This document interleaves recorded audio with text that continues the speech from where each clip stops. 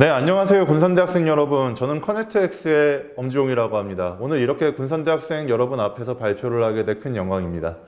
네, 저는 일단 간단하게 제 소개를 먼저 드리자면, 저는 그 미디어 업체에서 기자 생활을 한 7년 동안 했고요. 좀 최근인 그 9월이죠. 올해 9월에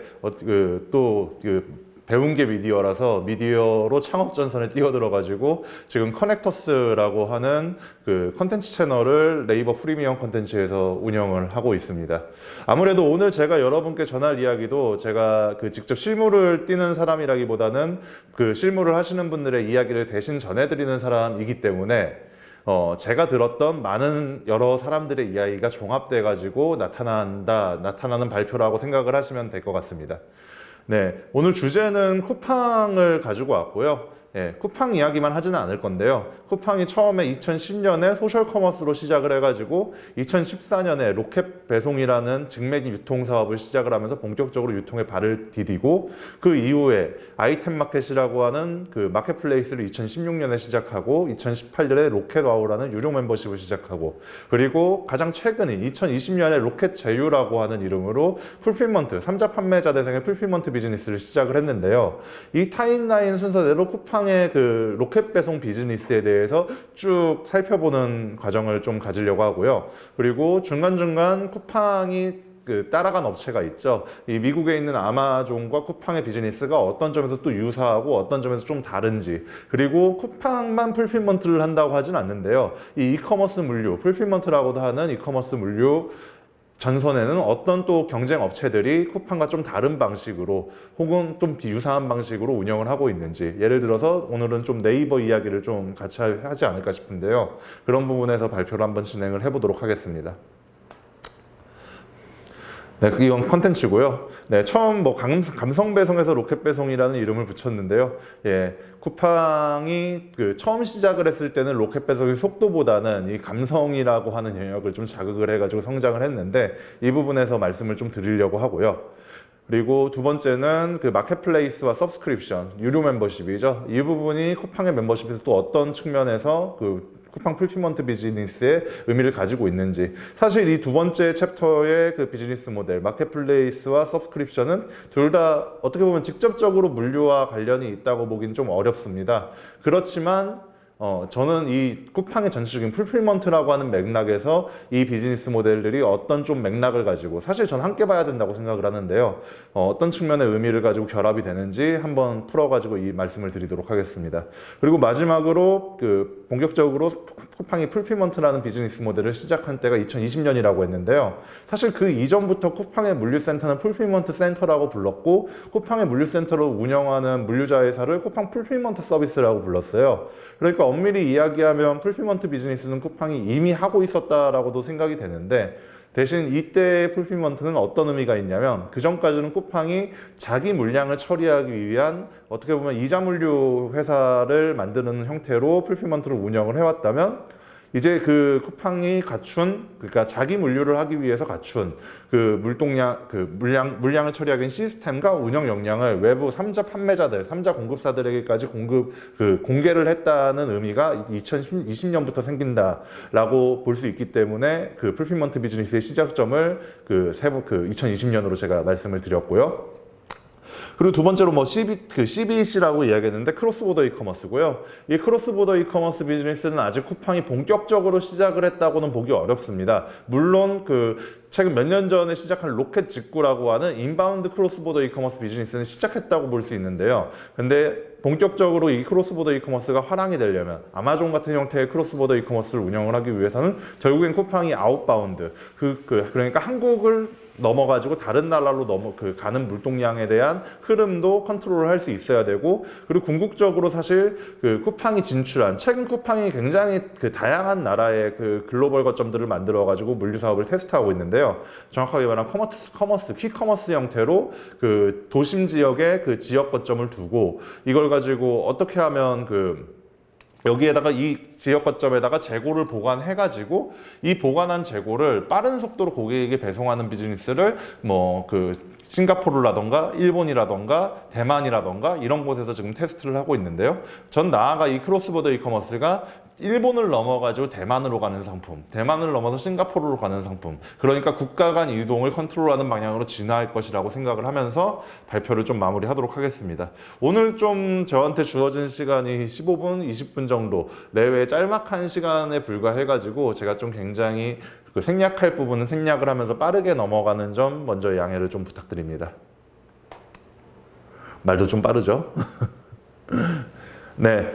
감성 배송에서 목격 배송으로. 이 사진은 사실 그 쿠팡의 그 배송 거점인 캠프입니다. 예. 쿠팡은 그 메가 물류센터라고 하는 재고를 보관하는 그 수만 평 규모의 물류센터를 운영을 하고 있고요.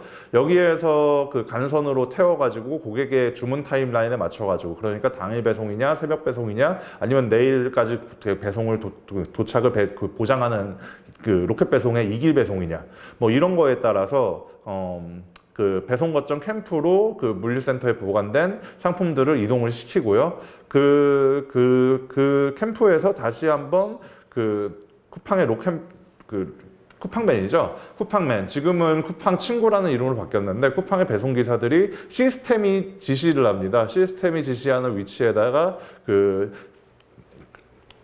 재고로 건네받은, 그러니까 물류센터에서 간선 이동한 그 재고들을 열심히 채워가지고 그 배송을 하는 그런 배송의 전진 거점이라고 생각을 하시면 될 것 같아요. 여러분의 집 근처에도 아마 이런 것들이 잘 찾아보면, 유심히 보면 나오지 않을까 생각을 해봅니다.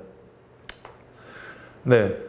아실지 모르겠지만 쿠팡은 사실 처음부터 물류를 했던 건 아니었고요. 그 모바일 시대가 2009년, 2008년쯤 해가지고 아이폰의 등장으로 굉장히 빠르게 다가왔고, 그리고 그때 한창 유행을 했던 커머스 비즈니스 모델이 소셜 커머스입니다. 지금은 사실 좀 많이 퇴색이 된 비즈니스 모델이기도 한데요. 여튼 소셜 커머스는 그 쉽게 말하면 온라인에서 상품을 공동 구매를 해가지고 여러 사람들이 모여가지고 공동 구매를 중개를 해서 조금 더 저렴한 가격에 쿠폰을 발행을 해가지고 상품을 구매할 수 있도록 하는 비즈니스 모델이었고요. 여기 오른쪽에 있던 뭐 빅맥 1+1을 영원에 준다던가, 맥도날드에 가면 아이스크림을 공짜로 준다던가, 뭐 이런 형태의 그런 그 홍보 활동들을 굉장히 많이 했고요. 그러니까 이 시기에 쿠팡은 어떻게 보면 그 중개형 그 커머스를 운영을 하고 있었던 거죠. 그러니까 입점 업체들은 이미 그 로컬의 매장들이 있거나 아니면 상품을 가지고 있는 벤더사, 그러니까 공급사였던 거고요. 이 공급사들은 그 마케팅 채널로 쿠팡이라는 소셜 커머스 채널을 이용했던 거고, 소비자들은 그거를 통해 가지고 좀 저렴한 가격에, 그러니까 이 온라인 플랫폼을 통해서, 모바일 플랫폼을 통해서 더 많은 사람들이 쉽게 접근을 해가지고 상품을 저렴하게 구매하는 채널로 소셜 커머스를 이용했다고 볼 수 있겠습니다. 이 시기에 나왔던 업체들이 여러분들이 아시는 티몬, 위메프, 그 쿠팡뿐만 아니라 거의 한 100개가 넘는 업체들이 한국에 난립을 해가지고 경쟁을 했고요.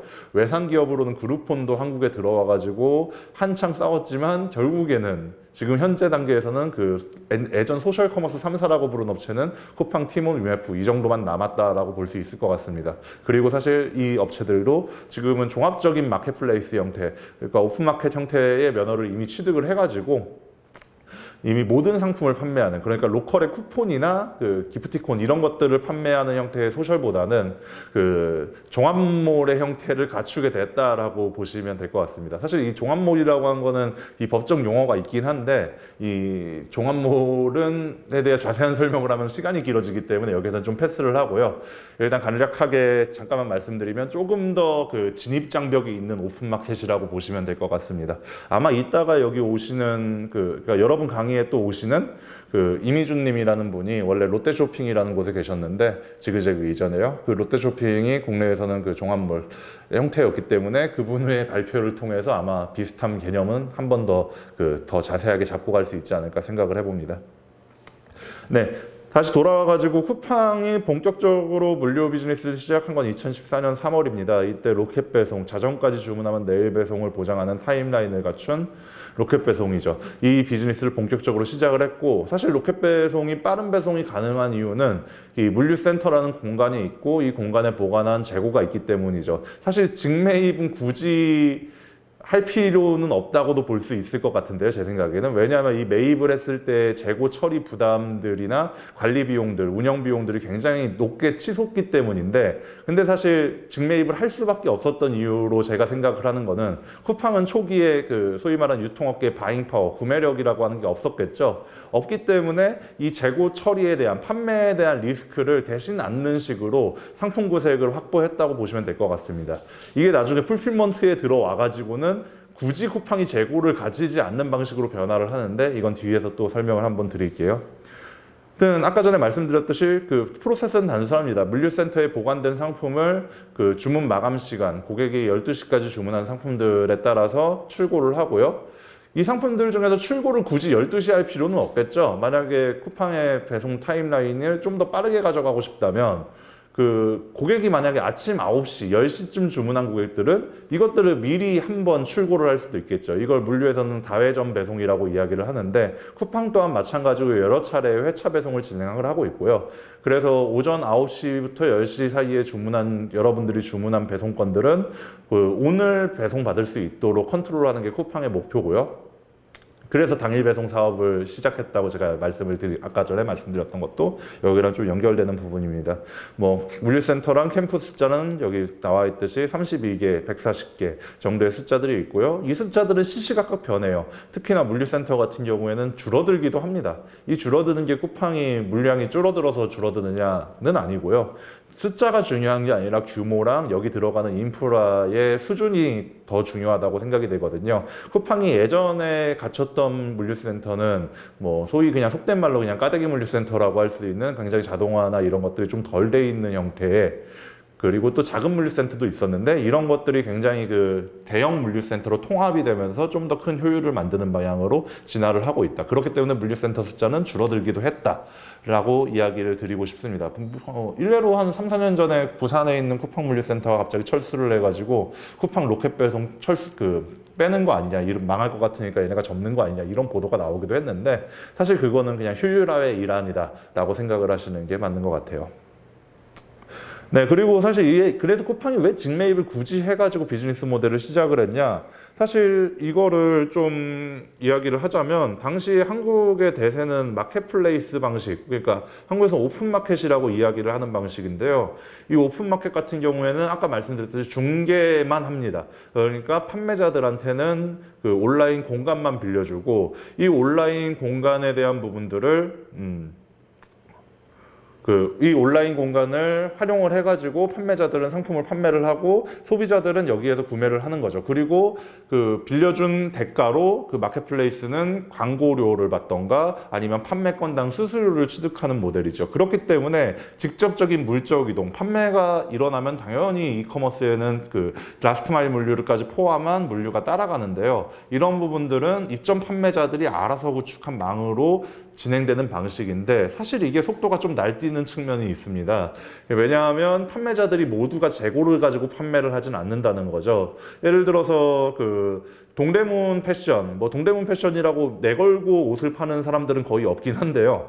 근데 이 동대문 패션 시장에 옷을 떼가지고 사입을 해가지고 판매하시는 분들은 여러분들의 주문, 쇼핑몰에서 옷을 구매한 주문이 들어온 다음에 나서야 시장에 가가지고, 도매 시장에 가가지고 소위 말하는 사입이라고 하는 과정을 거치면서 그쪽에서 발주를 하고 매입을 하는 과정을 여러분들 주문이 일어난 다음 하거든요. 이건 아까 말씀드렸듯이 재고의 리스크를 최대한 지지 않는, 특히나 패션용품은 안 팔리면 이 재고 처리가 굉장히 부담스럽거든요. 안 팔리는 건 계속 안 팔립니다.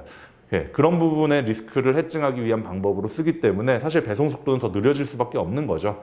이런 사례들이 사실 이것만 있는 게 아니라 굉장히 다양한 업체들, 예를 들어서 수산물이나 농축수산물 영역에서도 이런 비즈니스들이 꽤 많은 편인데요. 여러분들이 주문이 들어오고 나서야 수확을 하는, 특히나 수확 후 보관 기간이 굉장히 짧은 무화과 같은 과일, 이런 것들은 여러분들 주문이 일어난 다음에 특정일에 맞춰가지고 배송을 해줄 수밖에 없는 구조이기 때문에 배송 속도가 느릴 수밖에 없죠.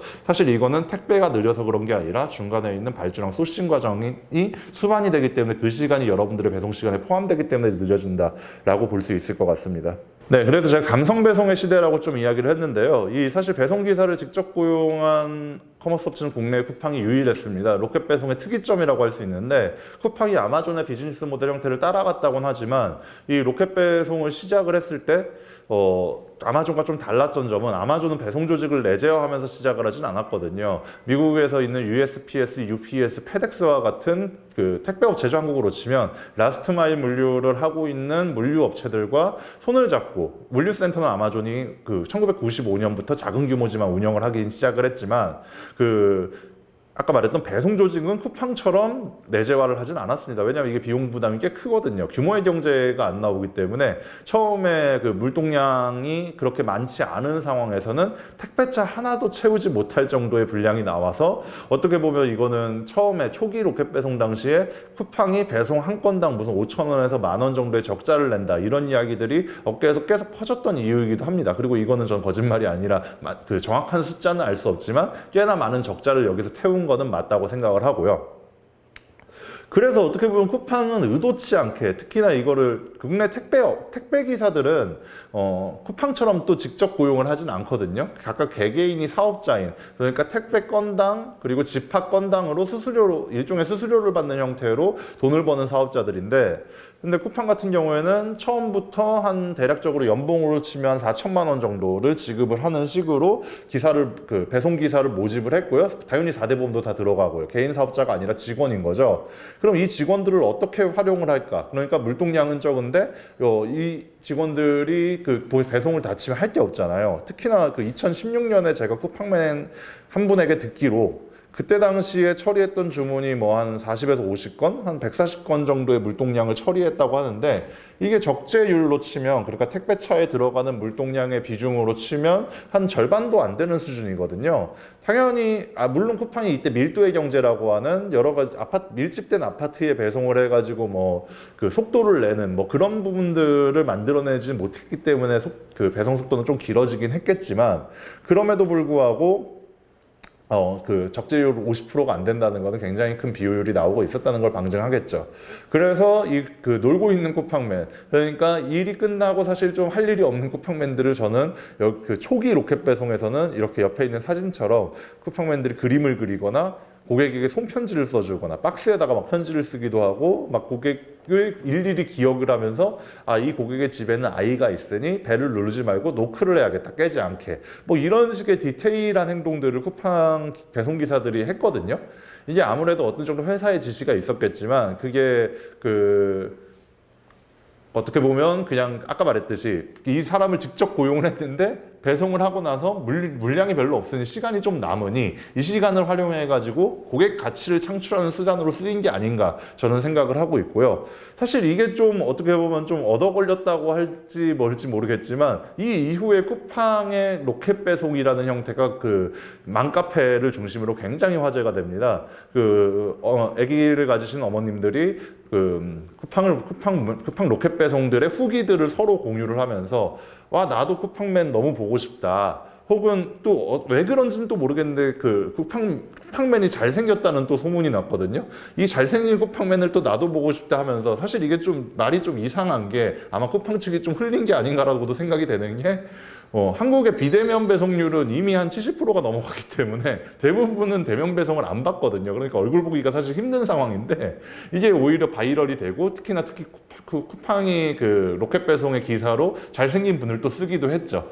용모 준수한 분을 쓰기도 했는데 뭐 지금은 물론 아니고요.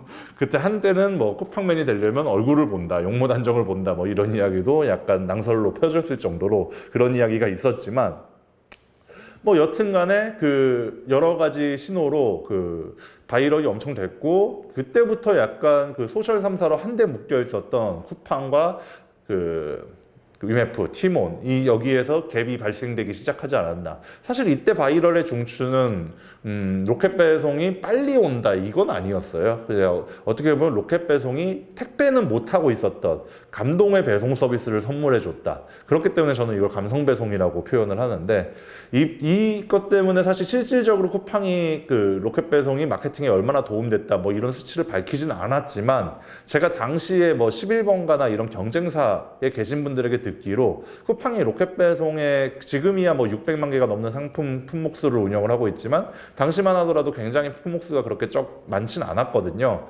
그때 한정된 품목들이 고객의 반복 구매가 일어나는 생활용품이라던가 식품이라던가 유아동용품 뭐 이런 것들이었는데 뭐 기저귀, 휴지 뭐 이런 것들이 대표적이죠. 계속해서 쓰니까요. 그리고 어머니들이 좋아하는 게 아니라 어머니들에게 필요한 상품이기도 하고요. 이런 상품들을 쿠팡은 그 로켓 배송 품목으로 자기가 매입을 해가지고 판매를 했는데 그 카테고리에 대한 경쟁사의 매출이 떨어졌다고 해요, 당시에.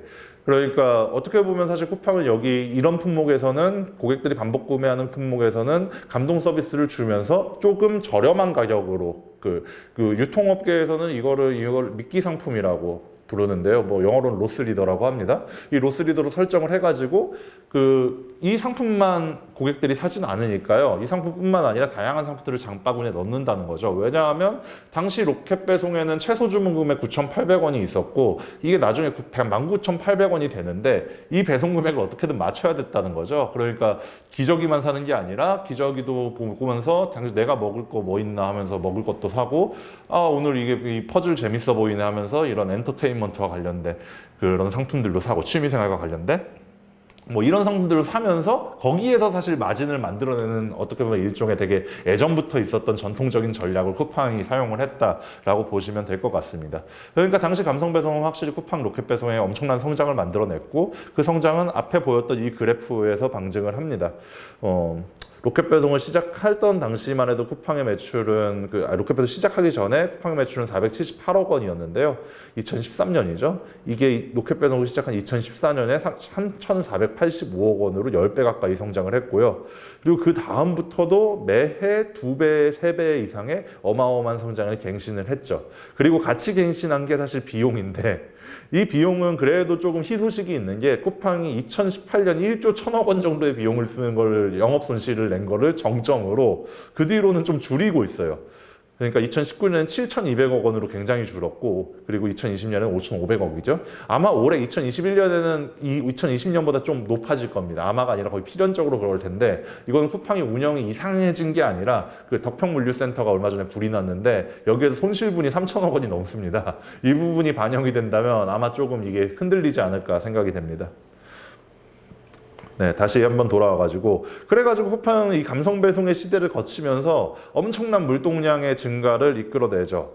이 엄청난 물동량의 증가는 사실 쿠팡이 직접 고용한 그 배송기사만으로 처리할 수 없을 정도가 돼버립니다. 이때 쿠팡이 선택한 전략이 연합군, 얼라이언스 전략이라고 볼 수 있겠는데요. 근데 요즘 좀 네이버나 이런 쪽에서 하는 얼라이언스랑은 좀 다른 게 어떻게 보면 쿠팡은 직접 하고 싶은 업체예요. 그리고 아마존이 그러하듯 쿠팡 또한 모든 물류가치 사슬을 직접 통제하고 싶어하는 강력한 그 니즈가 있고 그 방향으로 움직이는 업체인데 당장 물동량이 터지고 있으니 이걸 처리해 줄 수 있는 약간 구원투수가 필요했던 거죠. 그렇기 때문에 사실 쿠팡에 협력하고 있는 업체들은 어떻게 보면 그냥 쿠팡의 그 오더에 따라서 그냥 그들의 말을 잘 듣는 뭐 그런 도우미 정도의 느낌으로 지금 움직이고 있다고 볼 수 있을 것 같고요. 이때 합류한 게 한진이고 사실 KG로지스라는 업체도 초기 로켓 배송 파트너로 같이 움직이고 있었는데 이 업체는 망했죠. 그래가지고 한진이 대표적이라고 볼 수 있을 것 같고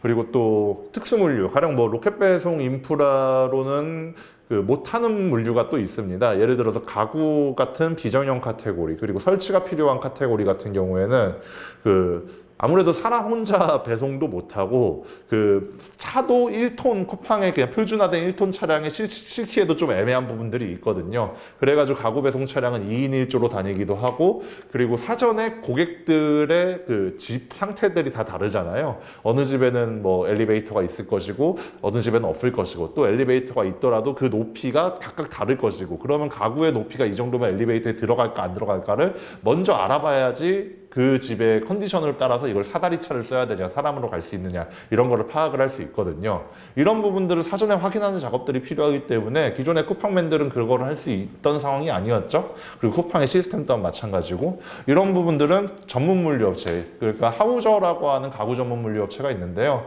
여긴 나중에 2021년 4월쯤이에요. 그때 네이버에게 140억 원의 투자를 받는데 이 업체랑 쿠팡은 앞서 먼저 협력을 해가지고 로켓 설치라고 하는 서비스를 내놨죠.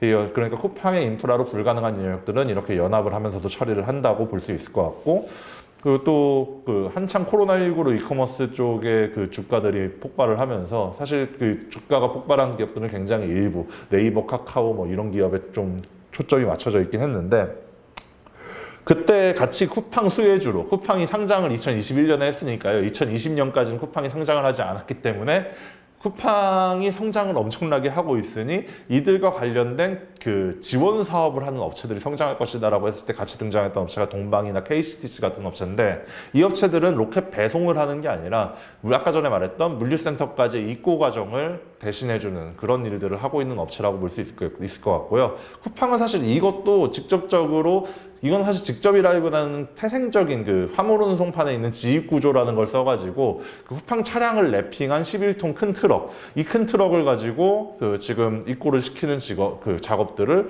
하고 있습니다. 그러니까 전담 배송 기사죠. 쿠팡의 물량만 전담으로 처리를 하고 있는 배송 기사를 지입 형태로 확대를 해가지고 이것도 자체적으로 진행을 하는 부분들이 있다는 거. 그러니까 되게 여러 가지 업체들과 쿠팡의 로켓 배송으로 섞이기 시작했다. 당연히 이렇게 되면 따라서 기존에 있던 쿠팡이 강조했던 감성은 조금 사라지게 됐다. 왜냐하면 일이 많아졌거든요.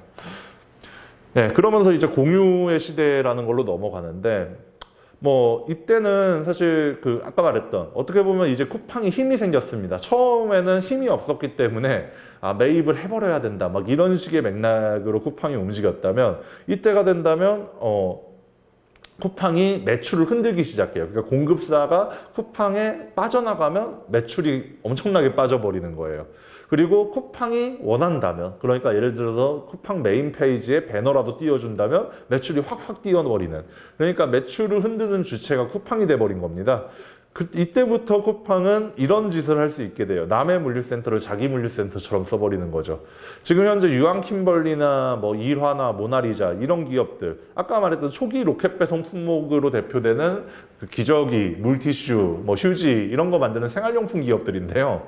이 기업들의 공장 옆에 있는 물류센터의 공간을 쿠팡용으로 할당을 시켜버려가지고, 바로 니들은 로켓 배송 물류센터 입고하지 않고 너희 물류센터에서 바로 소비자에게 보내버려. 대신 시스템은 우리 걸 써야 된다. 이렇게 가이드를 하게 된 형태를 한 2019년 즈음부터 해가지고 운영을 하기 시작하는데, 이게 그 쿠팡의 벤더플렉스라고 하는, 사실 이게 쿠팡이 새로운 걸 한 게 아니라 아마존이 2013년에 그 유황킴벌리가 아니라 P&G라고 하는, 여기도 생활용품 기업이죠. 여기 그 P&G라고 했던 비즈니스 모델의 이름인 벤더플렉스랑 정확히 똑같은 개념과 이름까지 가져왔죠. 이름을 가져와 가지고 도입을 하고 있는 게 이 벤더플렉스. 그러니까 남의 물류센터를 공유까지 받기 시작을 했고요.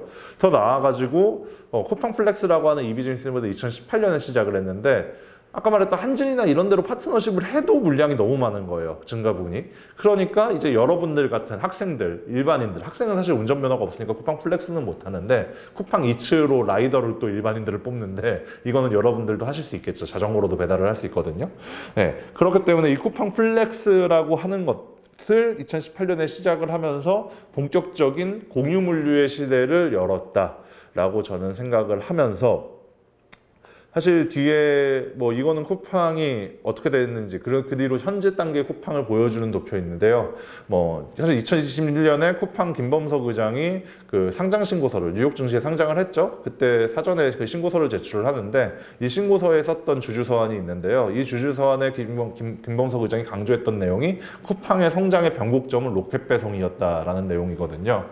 그만큼 로켓 배송이라고 하는 건 쿠팡에게 있어서 굉장히 중요한 역할을 차지했고, 로켓 배송이라는 건 쿠팡의 물류의 그 핵심 축이라고도 볼 수 있다라고 할 수 있습니다. 그리고 그 결과 지금 쿠팡은 단일 플랫폼으로 1위라고 볼 수 있을 것 같아요. 국내 1위. 왜냐하면 국내 1위 플랫폼은 사실 거래액 기준으로는 2020년 28조 원인 네이버가 1위 플랫폼으로 언급이 되는데, 사실 네이버는 쇼핑숍 형태로 외부 쿠팡을 포함한 11번가, 신세계, 롯데 이런 데들이 다 들어가가지고 판매를 하고 있거든요. 네이버 자체 플랫폼이라고 할 수 있는 스마트 스토어의 거래액은 2020년 기준 17조 원 수준으로 쿠팡의 2020년 거래액인 22조 원에 미치진 못하고 있거든요. 그러면 이 숫자는 저는 더 뒤집힐 수 있다고 보는 게, 쿠팡은 여전히 여전히 한 8, 90% 이상의 굉장히 거대한 성장 수치를 보이면서 치솟아 오르고 있고, 네이버 같은 경우에 커머스 성장세가 최근 40%대, 40%대 초반에서 30%대 뭐 이 정도 점을 나타내고 있기 때문에 거의 2배 가까이 차이가 나는 거죠. 2배 이상 차이가 나는 거죠. 이런 부분이 있기 때문에 장차 국내 1위 이커머스 플랫폼은 쿠팡이 될 것이고, 네이버랑은 양분지계를 형성할 것이다라는 예측이 나오고 있고, 그 역할의 중추에는 아까 말씀드렸던 로켓 배송이 있었다 정도로 정리를 하면서, 사실 뒤에 것까지 다 하려고 했는데 제가 준비한 발표 자료가 조곤조곤 이야기하고 사례를 좀 들다 보니까 뒤에 이야기까지 하기에는 좀 많이 부족했네요. 이 부분은 제가 운영하는 네이버 프리미엄 콘텐츠 채널 커넥터스가 첫 구독자들에게는 제로 빵원 이벤트를 하고 있거든요. 여러분 거기에 있는 그 콘텐츠를 보시고, 어차피 학생분들이니까 그냥 구독 취소를 하십시오. 그러면 공짜로 보실 수 있습니다. 네, 그렇게 하시면 오늘 못한 내용들도 다 같이 좀 열람을 하실 수 있지 않을까 생각을 하면서 오늘 발표를 마무리하도록 하겠습니다. 고맙습니다.